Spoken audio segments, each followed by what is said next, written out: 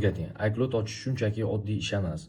Shunchaki prosta qulfni ochib qo'ydi yoki kompyuter orqali shundoq na knopkani bosding, iCloud ochildi degani emas.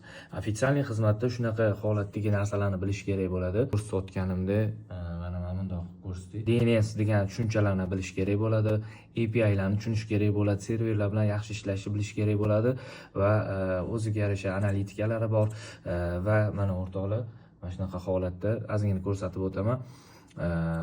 Supportlar bilan gaplashish, hamma narsani o'rganish kerak bo'ladi. Prosta shunaqa narsa holat bo'ldiki, bir dasturchi balki o'zi ham ko'rayotgandir, o'zi qilib ko'rdi xuddi shu narsani.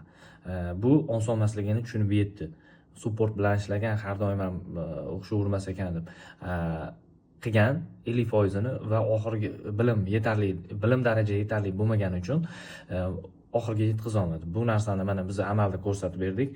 Haqiqatda u bola xudo xolasa pul yig'ib o'qishim kerak ekan degan gap aytdi. Chunki bu prosta yuzaki yoki ChatGPT orqali ma'lumot oldi, bo'ldi, men bildim degani emas. Buni orqasidagi ko'pchilik bilmagan ishlar juda ham ko'p. Shuning uchun iCloud xizmatiga agar kim qiziqayotgan bo'lsa, albatta o'qish kerak bo'ladi va eng muhim nozik masalalarni o'rganish kerak bo'ladi. Chunki uni ko'pchilik o'rgatmaydi, na ChatGPT, na boshqa odam.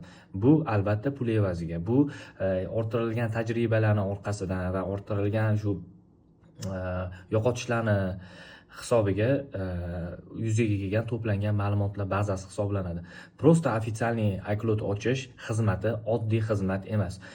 Bu sohaga kirgandan keyin o'zi tushunib yetadi. Qanaqa tushuntirsam bo'ladi? Xuddiki tradingga o'xshaydi. Mana shunaqa yurakchalar shag'amli o'sadi, keyin tushadi. Serverlarda ham xuddi shunaqa, supportlar bilan ishlashda ham xuddi shunaqa narsalarga ahamiyat berish kerak bo'ladi. Masalan, bir oyida deylik Apple masalan yanvar oyida umuman yomon javob. Hammada отказ bo'ladi. Qaysidir kun sanasi yaxshi javob bo'ladi. Hamma narsasining prognozini olish kerak va puxta qilinish kerak bo'lgan ishlar bor. Va kerakli juda ham ko'proq texnikalar bor, kelgan ishlash kerak bo'lgan bilim darajalari kerak bo'ladi.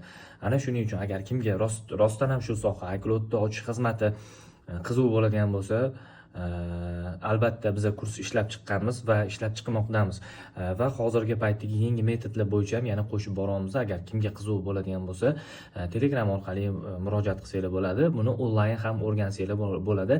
Real vaqtda tushunmagan narsalarni o'rgatib boramiz.